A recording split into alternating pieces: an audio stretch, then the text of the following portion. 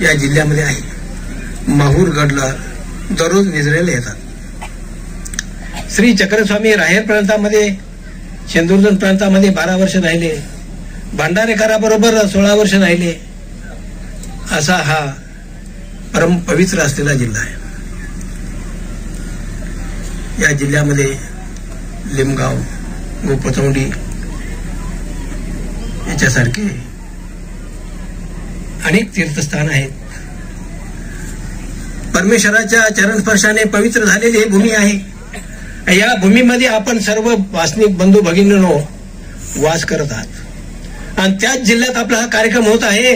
आपलं दैव भाग्य आहे.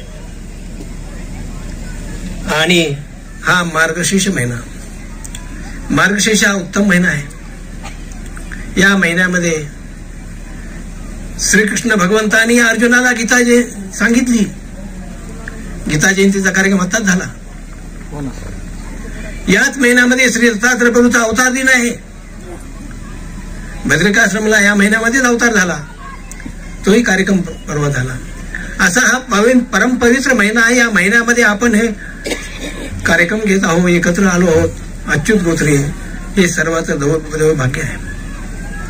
बहुते मिळती एकत्र महाभाग्याचे कारण आहे.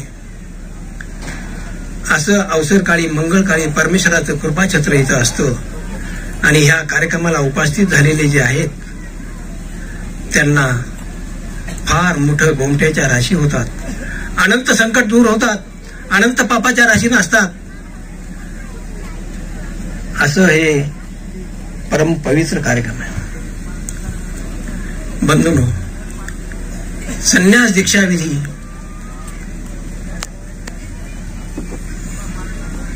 संन्यास म्हटल्यानंतर कुणाला काही वाटत असेल, कुणाला काही वाटत असेल, परंतु बहुतेकाला वाटतं की संन्यासच का घ्यावा, सगळं सोडून का द्यावं.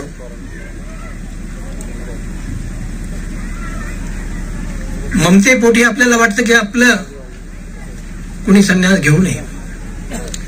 काहीला समजत असतं, समजत असूनही वाटतं. परमेश्वराने हे जग निर्माण केलेलं आहे जीवाच्या उद्धारासाठी. हो ना. जीवाचा उद्धार व्हावा म्हणजे काय नेमकं? जीव हे अनेक दुःख भोगतात आणि त्या दुःखातून मुक्त करून आपला आनंद द्यावा त्याला. परंतु परमेश्वर अवतार घेऊन जीवाला ज्ञान देतात. ज्ञान दिल्यानंतर हा जीव संसाराच्या ममतेमध्ये, नातेगोत्यामध्ये किंवा आपल्या ह्याच्यामध्ये पुरुषार्थ मानतो. पैसे मिळवण्यामध्ये, चांगल्या प्रकारे श्रीमंत होण्यामध्ये, मोठी नोकरी मिळवण्यामध्ये, मोठं पद मिळवण्यामध्ये, मान सन्मान मिळवण्यामध्ये पुरुषार्थ मानतो. वास्तविक पाहिलं तर विचार करा, इतर प्राणी ते पोट भरतात, आपली उपजीविका साधतात, संसारी करतात, मुलाबाळांना सांभाळतात. आपणही तेच करतो. परंतु मनुष्य जन्मामध्ये आपण काय करायचं हे आपल्याला माहित नाही. काही लोकांना माहित असेल, परंतु नेमकं कशासाठी हे आहे, मनुष्य देह कशासाठी आहे, हे ज्याच्यासाठी आपण करतो ते देह तर नाशवान आहे. किती शिकला, 25 वर्षाचं तपस्या केली, शिक्षणामध्ये कॉलेज शिकला, ग्रॅज्युएशन झालं, पोट भरण्यासाठीच केलं. ते मोठ्या पदावर गेला, किती काय केलं तरी सगळं मान सन्मान हा शरीराच्या ह्याच्यासाठीच आहे. पण ज्या वेळेला ह्या शरीरातून आत्मा निघून जातो त्यावेळेला या शरीराची काय किंमत असते? खरी गोष्ट. श्रीकृष्ण भगवंतांनी गीतेमध्ये सांगितलेलं आहे, देहिनो अस्मिन्नता देहे कौमारम यौवनम जरा तथा देहांतर प्राप्ती धीरस्तन मिळते. ह्या देहाला किती सांभाळलं तुम्ही, किती अगदी पैसे मिळवले, किती मोठा सन्मान झाला, किती राष्ट्रपती जरी झाले, तरी बालपणचं तरुण होणारच आहे, तरुणाचा म्हातारा होणारच आहे, म्हातारा झाल्यानंतर मृत्यू हा येणारच आहे. त्याच्यात कुणीही बदल करू शकत नाही. पैशानं बदल होत नाही, पदानं बदल होत नाही, कशानं बदल करू शकत नाही. आणि शेवटी मुठभर माती त्याची होणारच आहे. ज्या ध्येयासाठी आपण धावतो, ज्या नात्यागोत्यासाठी आपण धावतो, त्याची मुठभर माती होते. मात्र या ध्येयामध्ये जो जीव आहे त्याचा आपण विचार करत नाही. जीव गेला म्हणतात, मेला म्हणत नाहीत. मनुष्य मेला पण जीव गेला म्हणतात. जीव गेला म्हणजे तो अमर आहे. अजो नित्य शाश्वतो यम पुराणो न हन्यते हन्यमाने शरीरे वेदा विनाशिनम नित्यम एनम वदमव्ययम. हा जीव जन्मरहित आहे, कधी न मरणार आहे, शाश्वत आहे. त्याच्यात कोणताही बदल होत नाही, काहीच होत नाही. तो जसाचा तसाच राहणार आहे. परंतु कर्मानुबंधीने म्हणजे कर्माने तो बांधलेला आहे. मनुष्य देहात आपण पोट भरताना जे काही पाप कर्म केले, पुण्यकर्म केले, त्याचे फळ जीवाला भोगावं लागतात. जीव त्याचं ओझं घेऊन जातो आणि मग 84 लाख येऊनच कुत्र्या मांजराच्या जन्माला जातो. ते भोगावं लागतं त्याला. 84 लाख योनी म्हणजे किती कोट्यावधी वर्ष त्याच्यात जातात. पुन्हा मनुष्य जन्मात येतो, पुन्हा आणखी चक्र मारतो. हे चक्र चुकवण्यासाठी परमेश्वर अवतार घेतात आणि त्याच्यासाठी मनुष्य देह दिलेला आहे. मनुष्य देह श्रेष्ठ आहे सगळ्यात. मनुष्याला बुद्धी दिलेली आहे, विचार करण्याची शक्ती दिलेली आहे. पोट भरण्यासाठी नव्हे, जीवाच्या उद्धारासाठी. जीवाचा उद्धार हा मनुष्यच करू शकतो, पशुपक्षी करू शकत नाहीत. म्हणून मनुष्य देह श्रेष्ठ आहे. आणि त्या मनुष्य देहात आपण काय करायचं, काय नाही करायचं, हे परमेश्वर अवतार घेऊन सांगतात. अवतार घेऊन परमेश्वर जीवाला ज्ञान देतात. जसं आता सांगितलं, भंडारेकराला दिलं, श्रीकृष्ण भगवंतांनी अर्जुनाला ज्ञान दिलं, श्री चक्रस्वामींनी नागदेवाचार्य माईभट्टाला ज्ञान दिलं. आणि ते ज्ञान आपल्यापर्यंत पोहोचून आले आहे. पण ते ज्ञान कोणतं, काय आहे, ह्याचं गम्य आपल्याला नाही आहे. आपण आपल्या देहाच्या ह्याच्यामध्ये उपार्जनामध्ये मशगूल आहे. अध्यात्माला वेळच नाही. आपला आपण घात करतोय. आणि त्या दृष्टीनं आपल्या जीवाचं आपण भलं करणं हे मनुष्य देहाचं कर्तव्य आहे. आणि ते भलं कशानं होतं याचं संशोधन करणं आवश्यक आहे. म्हणून परमेश्वर म्हणतात की सर्व धर्मान परित्यज्य मामेकम शरणं व्रज. हे जग हे अनेक देवदेवतांनी व्यापलेलं आहे. जसं राज्यव्यवस्था असते, राष्ट्रपती असतो, खाली पंतप्रधान असतो, बाकीचे मंत्री असतात, तलाट्यापर्यंत, ह्याच्यापर्यंत, पटवाऱ्यापर्यंत सगळे अधिकारी असतात. तसे मय्याध्यक्षेन प्रकृती सुयते चराचरम. श्रीकृष्ण भगवंत म्हणतात, माझ्या अध्यक्षतेखाली हे देवदेवता सगळं सृष्टीचा घडामोड सगळं व्यवहार करतात, सगळं नियंत्रण करतात. मय्याध्यक्षेन म्हणजे माझ्या अध्यक्षतेखाली, माझ्या नियंत्रणाखाली त्यांना प्रत्येकाला काम दिलेले आहे. जसं ब्रह्मा विष्णू महादेव आहे. ब्रह्मदेवाला पालन करण्याचं काम आहे, उत्पत्ती करण्याचं काम आहे. विष्णूला पालन करण्याचं काम आहे, महादेवाला संहार करण्याचं काम आहे.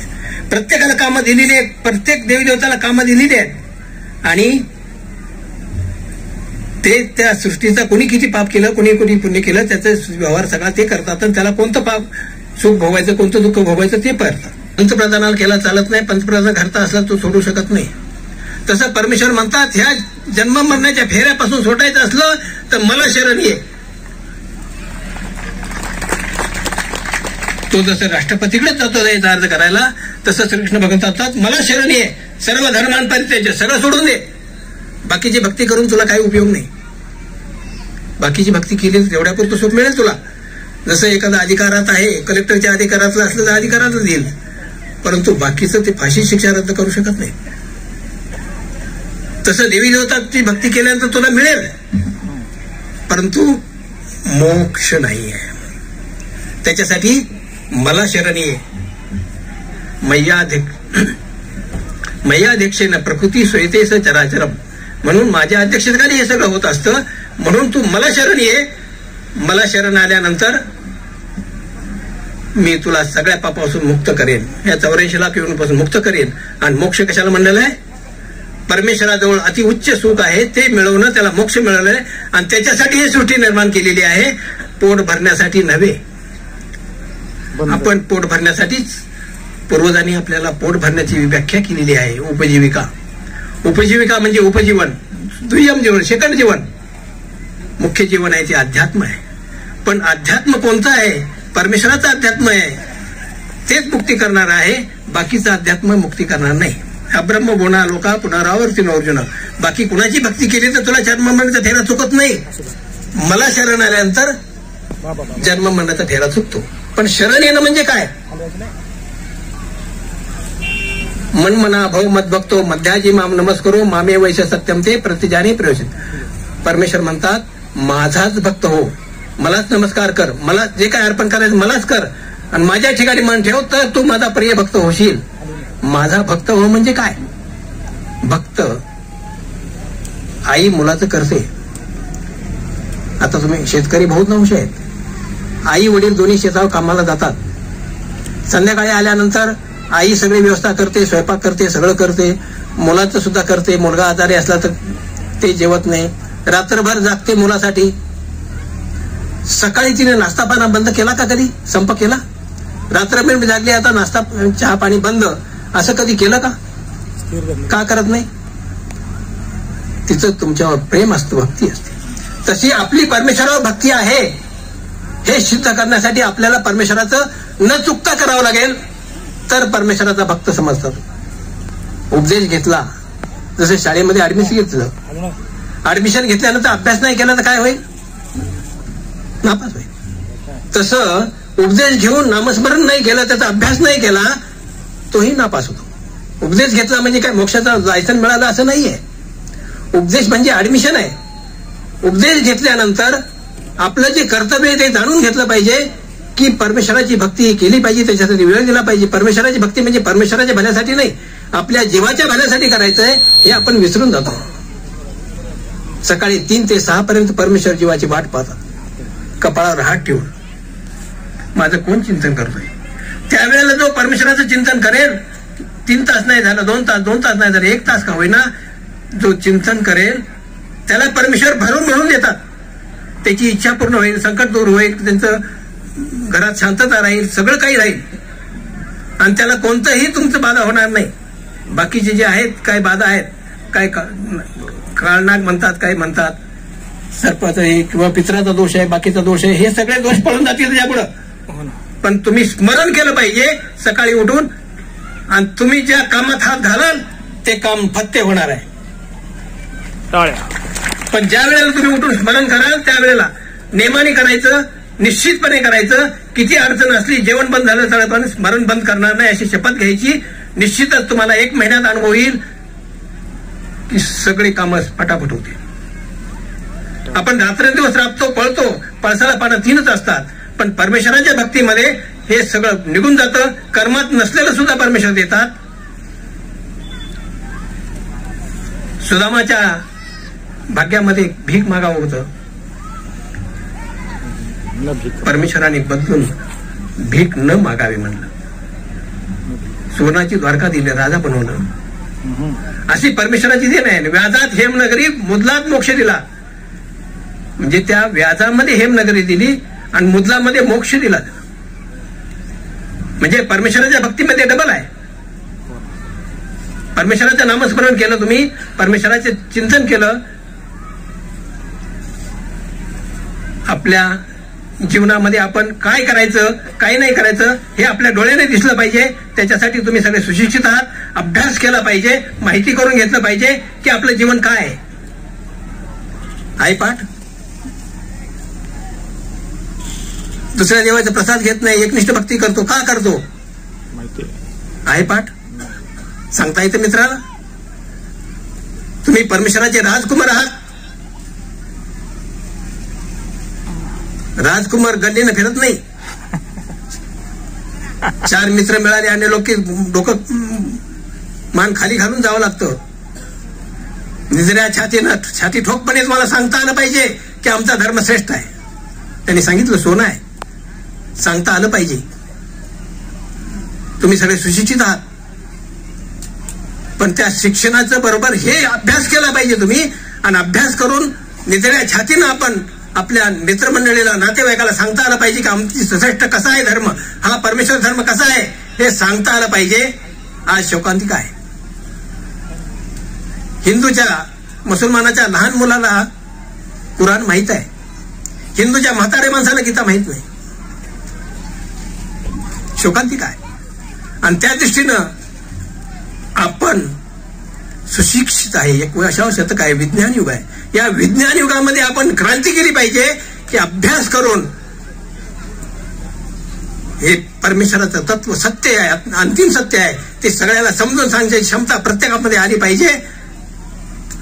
जगाच्या पाठीवर तुमचा झेंडा फडकेल एवढं मोठं तत्वज्ञान आहे. आणि त्या दृष्टीनं आपण सगळ्यांनी प्रयत्न केला पाहिजे, प्रत्येकाने वेळ दिला पाहिजे. आपण टीव्ही मोबाईल मध्ये जातो, बाकीच्या गोष्टी करतो, गप्पा गोष्टी करतो. त्याच्यापेक्षा परमेश्वराचे चरित्र वाचा, बाकीचं वाचा, गीता वाचा. त्याच्यात वाचा नाही, नुसतं पारायण करायचं नाही, त्याचं संशोधन करा, रिसर्च करा, की जेणेकरून आपल्या अंतःकरणाला ते भिडेल. आणि अंतःकरणाला भिडल्यानंतर आपल्याला रस्ता दिसेल की आपण काय करायचं, काय नाही करायचं. आणि तो रस्ता दिसल्यानंतर आपण एक नवीन जीवनात जाऊ, जो आनंद पूर्णतातीत असेल. आणि मागच्या जीवनाबद्दल तुच्छता वाटेल की आपण इतके वर्ष आपण व्यर्थ घालवले. परंतु त्याचा आनंद साखरेचं गोळी खाल्ल्याशिवाय समजत नाही, हातात घेऊन समजत नाही. तसे ह्या परमेश्वराच्या भक्तीचा अनुभव केल्याशिवाय समजत नाही. करून पहा. त्या दृष्टीनं आपण ह्या परमेश्वराच्या चरण स्पर्शाने पवित्र झालेल्या या भूमीमध्ये आहात. त्या भूमीमध्ये आपण त्या भूमीचा आस्वाद घेतला आला पाहिजे. भूमीचा आस्वाद घेतला तर निश्चितच तुमच्यासारखा श्रेष्ठ कोणीच नाही. परमेश्वराचा भक्त आहे. स्वाभिमानानं जगता आलं पाहिजे. आणि ह्या सगळ्या गोष्टी तुमच्या हातात आहेत. कठीण काहीच नाही. सकाळी स्मरण करायचं. स्मरणामध्ये इतकी ताकद आहे. तुम्ही जर स्मरण केलं तर त्याच्यामध्ये वाचा शुद्धी सुद्धा होते. आणि तुमच्या वाचेमध्ये बळ येतं, असं शक्ती येते, तप येतं की तुमच्या शब्दाला किंमत राहते. स्मरणामध्ये फार मोठी ताकद आहे. पण ती ताकद आपण वाया घालवतो. तुझं आहे, तुझं पाशी पण जागा चुकलास. आपल्या जवळच आहे ते, पण ते आपल्याला आत्मसात करता आलं पाहिजे. त्याच्यासाठी तुम्ही कोणतीही आता वासनिक मंडळी असली, तो सकाळी स्मरण करतो, नेमाने हे करतो, बाकीच्या गोष्टी करत नाही, कुणाला वाईट गोष्टी बोलत नाही, त्याच्या वाचेमध्ये शक्ती येते. परमेश्वर शक्ती देतात. तुम्ही कोणाला शब्द सहज बोलले तरी त्याच्या अंतःकरणाचं पाणी पाणी होऊन जातं. त्याला वाटतं ह्याचं काम केलंच पाहिजे. इतकी शक्ती त्याच्यामध्ये आहे. पण ती शक्ती सुद्धा आपण मिळवत नाही. उभय गंगाधरी नागदेव वेदवंती बोलल्याबरोबर, सहज बोलल्याबरोबर अनुसरत होते. सहज बोलल्याबरोबर रडतं लेकरू थांबत होतं. सहज भिक्षा शब्द ऐकल्याबरोबर भांडते लोक थांबत होते. नागदेवाचार्याकडे पाहत होते. तपश्चर्याचं बळ आहे. आणि ते तपश्चर्याचं बळ आपल्याला मिळवता आलं पाहिजे. त्याच्यासाठी तपस्या पाहिजे, स्मरण पाहिजे, विधी पाहिजे. आपण जो परमेश्वराने विधी सांगितला तो विधी केला पाहिजे. आणि त्या विधीमध्ये ते सामर्थ्य आहे. धर्म प्रसार करण्याचं सामर्थ्य प्रत्येकाजवळ आहे. परंतु आपण विधीला विसरतो आणि धर्म प्रचाराच्या मागे लागतो, प्रवचन द्यायच्या मागे लागतो. पण वाणीत जे शुद्धता आहे, वाणीत जे सामर्थ्य आहे, त्या सामर्थ्याने वेद होतो. हे लक्षात घेतलं पाहिजे. आपला विधी, आपलं हे न विसरता झाला पाहिजे. हे तितकंच आवश्यक आहे. आणि त्या दृष्टीनं आपण याच्याकडे लक्ष द्याल. आणि त्याच्यासाठी संन्यास सांगितला देवाने. आपलं जगणं आपल्या हातात नाही, मरण आपल्या हातात आहे. लक्षात ठेवा. काय मरण हातात आहे आपल्या? का मरण आपल्या हातात आहे. अंतकाले मामेव स्मरण मुक्त कलेवरम. अंतकाली माझं स्मरण करत करत तो जातो, तो माझ्याकडे येतो, तो मोक्षाला जातो. मरण आपल्या हातात आहे, परंतु त्याच्यासाठी तालीम पाहिजे. आधीपासून नामस्मरणाची सवय पाहिजे, आधीपासून परमेश्वराचा ध्यास लागला पाहिजे, आधीपासून परमेश्वराचं प्रेम लागलं पाहिजे. आपण म्हणतो माझी संपत्ती आहे, माझी मुलं बाळ आहेत, घरदार माझं आहे, अमकं माझं आहे, नातेवाईक माझे आहेत, हे माझे आहे, ते माझं आहे. परमेश्वराला माझं म्हणायला शिका, म्हणजेच अंतकाली तुम्हाला नामस्मरण येईल आणि मोक्षाचा मार्ग सरळ सुकर होईल तुमचा. हे मरण तुमच्या हाती आहे. मरणाची तालीम आधीपासून करायची, नामस्मरण करायचं आहे. निश्चितच आपण परमेश्वराजवळ जाऊ, आपला रस्ता आपण सुकर करू. आणि त्याच्यासाठी संन्यास दीक्षा आहे. संन्यास हा वास्तविक पाहिला असता गीतेमध्ये कर्मयोगाचं आचरण सांगितलं, निष्काम कर्मयोग सांगितलेलं आहे. निष्काम कर्मयोग म्हणजे काय?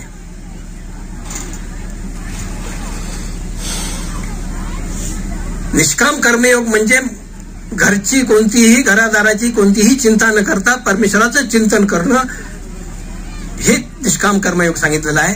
परंतु अलीकडचे लोक म्हणतात निष्काम कर्मयोग म्हणजे घरी राहून संन्यास घ्या. पण घरी राहून तसं अलिप्त राहू शकत नाही मनुष्य. या युगामध्ये, कळयुगामध्ये किती जरी तपस्वी असला तरी मुलाची नातू रडायला लागला तर लगेच तिकडे लक्ष जातं, ममता सुटत नाही. जीव मनुष्य हा सवयचा आधी आहे. जशी सवय लावली तसा वातावरणात राहिला तसा तो राहतो आणि तसं विचार बनतात त्याचे. तसं आपण जर प्रपंचात शेवटपर्यंत राहिलो तर प्रपंचाची आसक्ती सुटत नाही आणि परमेश्वराची आसक्ती लागत नाही. म्हणून आपल्या पूर्वजांनी, आपल्या मानव पंथातच नाही तर सगळ्या पंथामध्ये 4 आश्रम सांगितलेले आहेत. ब्रह्मचर्य आश्रम, ग्रस्त आश्रम, संन्यास वानप्रस्थ आश्रम, संन्यास आश्रम. वयाच्या 25 वर्षापर्यंत अभ्यास करायचा, विद्या मिळवायची. त्याच्यानंतर 25 वर्ष म्हणजे 50 वर्षापर्यंत संसार करायचा. 50 वर्षानंतर आपण संसार सगळा सोडून द्यायचा, साधी वर्तून करायची, खाली झोपायचं, साधे कपडे घालायचे, खाणं पिणं साधं ठेवायचं, तशी सवय लावायची, संन्यास घ्यायचा. हे आपल्याच नाही तर वैदिक धर्मामध्ये सुद्धा आहे. हो ना, हो ना. वैदिक धर्म कशासाठी आहे? श्रीकृष्ण भगवंत म्हणतात असक्तीर नभेश्वंग पुत्रदार गर्हादिषु नित्यं च समचित्तत्व इष्टानिष्टोपपत्तिषु. असक्तीर नभेश्वंग, असंग असक्तीविषयी असंग हो. असंग म्हणजे आसक्ती सोड. किती कोणाकोणाची सोड? पुत्र दारा ग्रहादिषु. पुत्र आहे, दारा म्हणजे स्त्री आहे, घर आहे, काही संपत्ती संतती वगैरे बाकीचे नाते संबंध आहेत, त्याची आसक्ती सोड. किती सोडायची? नित्यांच्या समचित्तत्व. नित्यमचं समचित्तत्व इष्टानिष्टोपपत्तिषु. म्हणजे संबंधाला काही इष्ट घडलं, अनिष्ट घडलं, काही कोणी मेलं किंवा काही लग्न कार्य झालं किंवा एखादा नातू झाला किंवा काही झालं किंवा मोठा श्रीमंत झाला मुलगा किंवा एखादा गरीब झाला, त्याचं मनात चिंतन सुद्धा करायचं नाही. तो संन्यासी आहे, तो निष्काम कर्मयोगी आहे. आणि तो निष्काम कर्मयोग घरी राहून होत नाही. म्हणून घराचा त्याग करायचा आणि संन्यास घ्यायचा. आणि संन्यास घेतल्यानंतर पुन्हा तिकडे आसक्ती न ठेवली, परमेश्वराची आसक्ती ठेवायची, परमेश्वराच्या चिंतनामध्ये आपला काळ घालायचा आणि तो मोक्षाचा मार्ग आपला सुकर करायचा. त्याच्यासाठी संन्यास आहे. आणि ही संन्यास घेणं प्रत्येकाला अनिवार्य आहे. ज्याला मोक्षाची चाड आहे, ज्याला पुढच्या आपल्या जीवनाचा धुरा सांभाळायची, त्यांनी प्रत्येकाने संन्यास घेणं आवश्यक आहे. पण नुसता संन्यास म्हणजे कपडे घेणं, नाटक करणं, ते अभिप्रेत परमेश्वराला नाहीये. संन्यास म्हणजे आसक्तीचा त्याग आणि परमेश्वराचं मध्ये आसक्ती लागणं, परमेश्वराच्या याच्यामध्ये जे काय आहे त्याच्यामध्ये लीन होणं, भक्तीमध्ये, त्यालाच भक्त म्हणलेलं आहे. म्हणून हा संन्यास आश्रम आहे. त्याच्यासाठी आपण हा जिल्हा पहिल्यापासून संन्यासाच्या बाबतीत श्रेष्ठ पुढे आहे.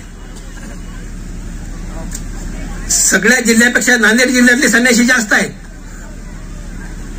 दीक्षा घेणारे जास्त आहेत, परंतु अभ्यास करणारे आता कमी झालेले आहेत. आणि पाहिलं की उपदेशाची घरं पहिली होती ती घरं आता उपदेशी, त्यांची मुलं वगैरे उपदेशी नाही, आणि ते शिक्षणात जातात बाहेर, ते शेवटपर्यंत उपदेश घेतच नाहीत. आमचं म्हणतो आमचं कुलदैवत आहे. हे धर्माचं अधपतन आहे. त्याच्याविषयी आपण लक्ष दिलं पाहिजे की उपदेशाच्या मुलांनी उपदेश घेतलाच पाहिजे. त्याच्यासाठी त्याला ज्ञान करणं आवश्यक आहे, त्याच्यासाठी टाइम देणं आवश्यक आहे, आणि त्याला जवळून करणं आहे. सभासाध्यामध्ये ते येत नाही, तरुण वर्ग सभासाध्यामध्ये येत नाही. त्यांना आकर्षित करणं आवश्यक आहे आणि त्यांना माहिती देणं आवश्यक आहे. आणि त्याच्यासाठी जे काही तरुण वर्ग आहे तिथं उपदेशाची मुलं आहेत किंवा सुशिक्षित आहेत, तर आपलं शिक्षण हे फक्त पोट भरण्यासाठी न करून परमेश्वराचा सुद्धा व्यापार त्याने करावा. त्या बुद्धीचा उपयोग परमेश्वराचा धर्म प्रसार करण्यासाठी अभ्यास करावा. अभ्यास करून आपल्या मित्रमंडळीला समजावून सांगावं. आपले जे उपदेशी वर्गाचे मुलं आहेत त्यांना सुद्धा समजावून सांगता येतं त्यांना. त्याच्यासाठी प्रयत्न केला पाहिजे. त्याच्यामध्ये फार मोठं भाग्य हे लागतं आणि परमेश्वर त्याच्यावर प्रसन्न होतात. आणि ज्यांनी असं कार्य केलं त्याला परमेश्वर प्रेम देतात, म्हणजे त्याचा उद्धार आपोआपच होतो. तर त्याच्यासाठी या जिल्ह्यामध्येच काय या भागात जे काही असतील त्या सगळ्यांनी हे उपक्रम केला पाहिजे. साधूनच केला पाहिजे असं नाही आहे, साधूनच घरा सांभाळली पाहिजे असं नाही. वासनिकाचे जे आहेत, सुशिक्षित आहेत किंवा वासनिक आहेत, त्यांनी सुद्धा त्याच्या कामात अग्रेसर झालं पाहिजे. अन्य पंथामध्ये वासनिकच फिरतात. आपण करू शकत नाही, आपण परमेश्वराचे भक्त आहे, आपण श्रेष्ठ म्हणवतो आणि आपल्याला वेळ नाही म्हणतो, ही शोकांतिका आहे. प्रत्येकाने वेळ काढला पाहिजे. आपल्या जीवनासाठी, आपल्या जीवासाठी वेळ काढला पाहिजे. शरीरासाठी वेळ देणं हे आवश्यक आहे, पोट भरणं आवश्यकच आहे, पण ते पोट भरणंच अंतिम साध्य नाही. आपलं जीवाचं भलं करणं हे सुद्धा आपलं साध्य आहे.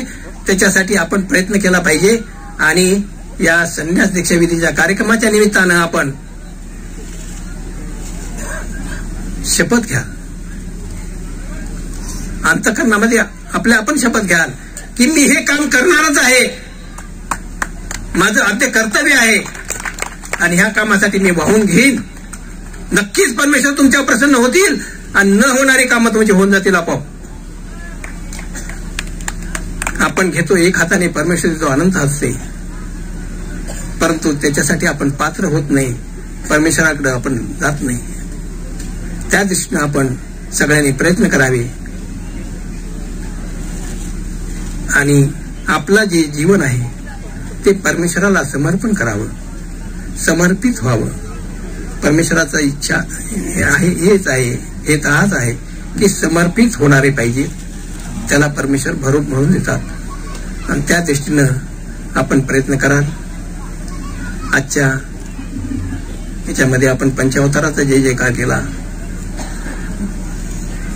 पंचावताराच्या जय जयकारामध्ये पुष्कळ लोकांनी किंवा पुस्तकामध्ये सुद्धा लिहितात पंचावतार संकल्पना. संकल्पना हा शब्द कसा वाटतो? वास्तविकता पंचावतार आहेत, संकल्पना नाहीये. हो ना, हो ना. आहे का? मग संकल्पना का म्हणायचे आपण त्यांना? असे काही शब्द आहेत, ते सुधारून घेतले पाहिजे, लक्ष दिलं पाहिजे.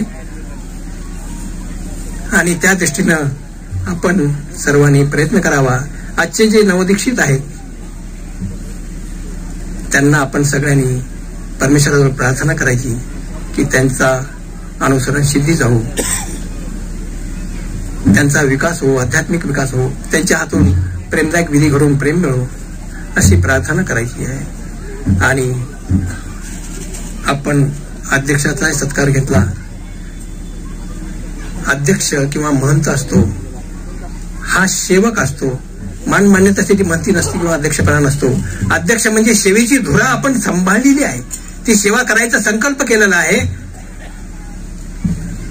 आपण सेवक आहोत, सेवक भावाने सेवा केली त्याच्यात परमेश्वर जय देत असतो. मी मोठा म्हणल्याने जय देत नसतो. त्या दृष्टीनं त्यांनी संकल्प केलेला आहे की मी समाजाची सेवा पहिल्यापासूनच करत आलेली आहे, त्यांच्या हातूनही सेवा घडो आणि त्यांच्याकडून प्रेमदायक विधी घडो, अनेकाला त्याचं मार्गदर्शन घडो, अशी परमेश्वरावर प्रार्थना करतो. आणि आजचे जे आणि कार्यक्रम घेतलेला आहे, मी कोणाचंच नाव घेतलं नाही, या कार्यक्रमाला उपस्थित असलेले सर्व आजच्या सभेचे अध्यक्ष श्री फलटणचे बाबा, गाझियाबादचे बाबा, नांदेडकर बाबा, असनाक्य बाबा, हे सगळे मान्यवर आचार्य मंडळी आणि सगळे संत महंत, भिक्षुक, वासनिक, तपस्विनी, बंधू भगिनींनो, आणि ज्यांनी ह्या कार्यक्रमाचं आयोजन केलं, ज्या हेतूने केलं, तो हेतू त्यांचा हाच आहे की संन्यास मोठा करायचं काही काम नाही, परंतु काम मोठं करायचं कारण हेच आहे की सगळ्यांना संन्यासाचं महत्व समजलं पाहिजे, परमेश्वराचं आपल्या जीवनाचं कर्तव्य समजलं पाहिजे. जीवनात आपण काय करावं, काय नाही करावं. आपण जे गाडी पळवतो आहे, डिझेल भरतो, गाडी पळवतो, कुठं जायचं माहित नाही. तसं पोट भरतो, आपण पळतो पळतो पळतो, कुठं जायचं माहित नाही.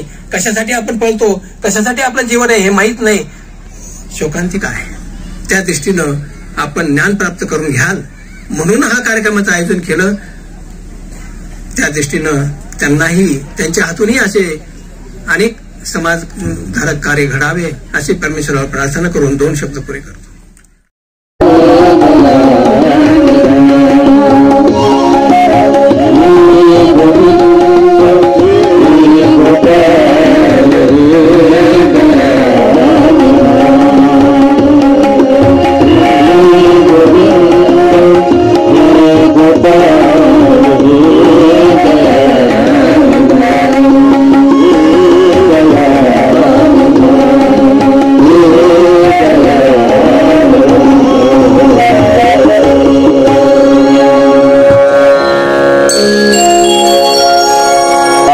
सर्व महंत, संत, तपस्विनी, माता भगिनी, सश्रद्ध वासनिक बंधू आणि भगिनींना, माझे परमस्नेही मित्रवर महंत प्रभाकर बाबा यांचा हा कार्यक्रम आहे. बाबांच्या भेटीसाठी सहज जाता जाता ही धावती भेट देण्यासाठी मी आलो. बाबांचा आग्रह झाला म्हणून फक्त मी गजर करणार आणि सूत्र बाबांच्या हातामध्ये देणार आहे. संन्यास दीक्षाविधीच्या निमित्ताने संपन्न होत असलेला हा भव्य कार्यक्रम आहे. जालनापूरकर बाबा हे असं एक व्यक्तिमत्व आहे. संस्कृत, मराठी, ब्रह्मविद्या, अनेक साहित्याचा व्यासंग असलेले हे 2 बंधू एकेकाळी बदनापूरला मी एकत्र होतो. त्यानंतर गुरुकुलमध्ये होतो. कैवल्यवासी शेवडीकर बाबा, कृष्णराज दादा यांच्या सान्निध्यामध्ये त्यांनी ब्रह्मविद्येचा अभ्यास केला.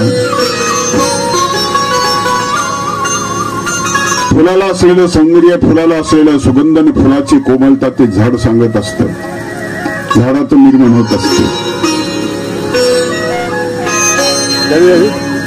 शेंड्यापासून मुळापर्यंत आपण पोहोचतो. सूक्ष्म अशा प्रकारचा तो विचार प्रवाह बाबांनी त्यांच्यापर्यंत पोहोचवला. सर्व गुणांनी संपन्न त्यांना केलं. दिसत नसतात ह्या गोष्टी. नारळाचं झाड आहे, नारळामध्ये 1-1.5 लिटर पाणी दिसतं. पाईप कुठे आहे? तुमच्या 3ऱ्या मजल्यावर पाणी जातं. मोटर आहे तुमच्याकडे, नारळामध्ये असणारं पाणी त्या पाईपलाईन कुठे आहे? नाही का? आहे. इतके सूक्ष्म आहे की तुमच्या नजरेच्या पलीकडे आहे ते. अशा प्रकारे ब्रह्मविद्याचा अभ्यास त्यांनी करून घेतला. पंथामध्ये होत असणारे मोठमोठे कार्यक्रम, महावाक्य, मालिका, दृष्टांत असतात. आता जे लोक करतायत त्यांच्या तुलनेमध्ये हे सुद्धा अत्यंत चांगल्या प्रकारे करतात. लेखक आहेत ते. संस्कृत साहित्यावर त्यांनी बरंच लिखाण केलेलं आहे.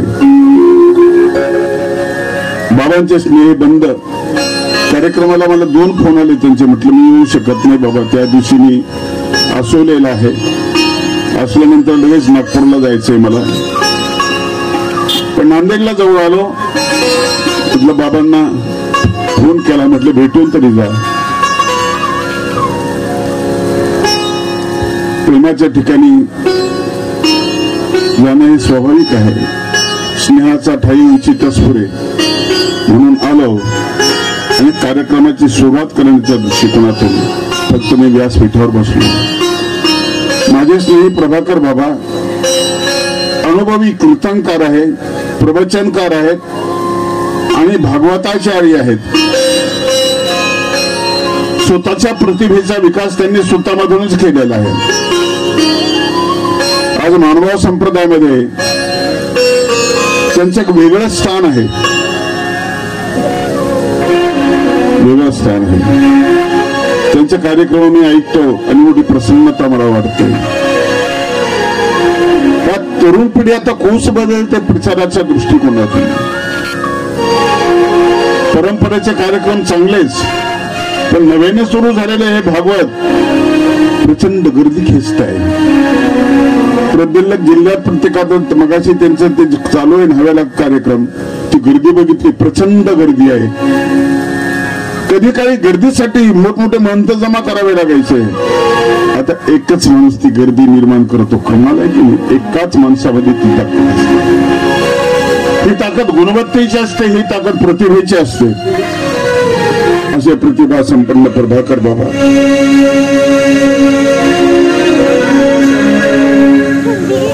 सुरुवात करतो मी. दत्तजयंती आत्ताच झालेली आहे. सगळ्या अवताराचे अवतारचा अवतार लीला चरित्रामध्ये महदंबेच्या नावाने उद्घाटन केलं. परिशाई नमनई किंवा गणेशाई नमनई, श्रीकृष्णाई नमनई, बिना नमनाचा हा आद्य ग्रंथ. महदंबेच्या नावाने उच्चार केला आणि स्त्रीला सन्मान दिला. तिचा पहिलाच प्रश्न दत्तात्रय महाराज हा पहिला प्रश्न. प्रश्न असा की या मार्गाला, या विचाराला, या आचाराला, या मोक्ष मार्गाला अधिकारण कोण आहे? त्याचं उत्तर पहिल्या लेवलमध्ये दिलेलं आहे. कोणीच आधी बोललेलं नाही दत्तात्रय महाराजांसमोर मराठीमध्ये. नंतर रवळे व्यास बोलले. सह्याद्री वराणातून आणखी कोणीच बोललेलं नव्हतं. त्या काळामध्ये एक वारकरी संप्रदायाचा एक अभंग होता ज्ञानेश्वरांचा.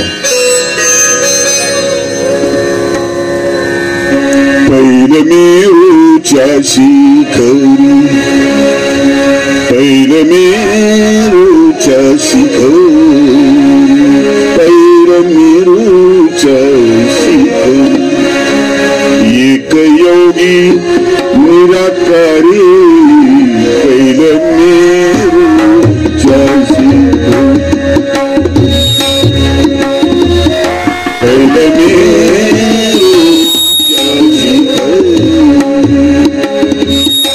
सह्याद्री शिखरे रम्यं अनस्या त्रिनंदनम तम वंदे परमानंदम दत्तात्रेयं जगद्गुरुं.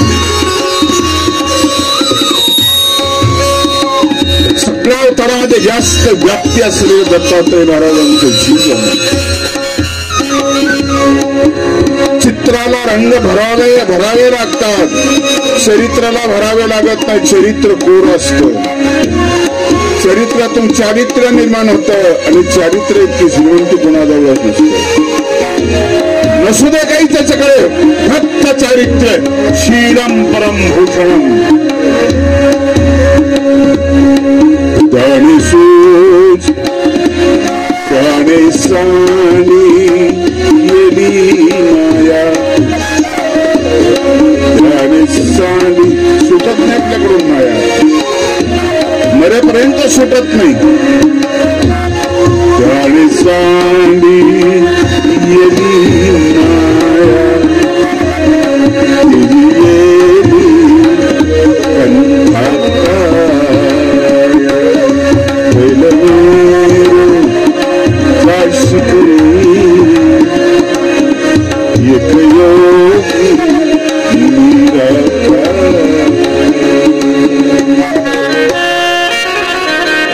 मार्गशीर्ष महिना आता संपलेला आहे. तो मी आहे असं श्रीकृष्ण महाराजांनी म्हटलेलं आहे.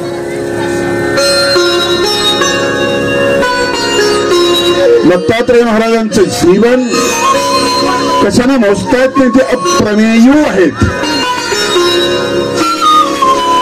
अप्रमेय आहेत. आरधी आहे, मातंग आहे की गोंधळी आहे की अबाधू, कसं मोजणार काहीच कळत नाहीये. आपल्या कृतीतून जाती निर्मूलनाचा कार्यक्रम ते राबवत आहेत. जवळ माणसं नाहीत, एकांत आहे. जीवन कसं आहे, निष्कलम निर्गुणम वंदे दत्तात्रेय. तुमचं जीवन संपन्न आहे, खूप पैसा आहे तुमच्याकडे, मोठी प्रतिष्ठा आहे तुमच्याकडे, तुम्ही कुठल्या पदावर आहात, निष्कलंक आहात. ते आहे चारित्र्य, निष्कलंक. दत्तात्रय महाराजांचं वर्णन करत असताना भृगुनी त्यांना निष्कलम म्हटलेलं आहे. कुठल्याही प्रकारचा कलंक नाही. सगळ्यात मोठी श्रीमंती ही आहे. निर्गुणम वंदे दत्तात्रेय नमस्तुते. रजतम सत्व गुणातीत आहे. आई बापाचं जीवनच तसं आहे. त्यांनी मागून घेतलं दत्तात्रयाला. तपश्चर्या करायला गेले अत्री आणि अनुसूया. अनसूया म्हणजे काय, असूया नसलेली तप करायचं असेल, असूया काढून टाका. अत्री, त्री म्हणजे ज्याच्यामध्ये तीन नाहीत, अ म्हणजे नाही, त्री म्हणजे तीन गुण, रजतम सत्व, त्याला अत्री म्हणतात. तुम्ही आणि देवापासून मागायला जातो. हे देवापासून मागायला गेले, देवाला मागायला गेले. अथ कस्मात उच्यते दत्तात्रेय यस्मात् सुदुश्चरम तपस्तप्ते पुत्र कामाया पितराम तुष्टेन भगवता आत्मा एव दत्त स दत्तात्रेय. उपनिषदाने समजावून सांगितलं दत्तात्रेय कशाला म्हणतात. आत्मा एव दत्त, आत्माच देऊन टाकला. अत्तर ऋषीच्या घरी जन्माला आले. अद्भुत आणि विलक्षण दर्शन जे झालं की चिरित होत पूर्ण. दर्शनाची ताकद आहे हो, फक्त दर्शन. जगत के रंग क्या देखूं तेरा दीदार का, जगत के रंग क्या देखूं तेरा दीदार का.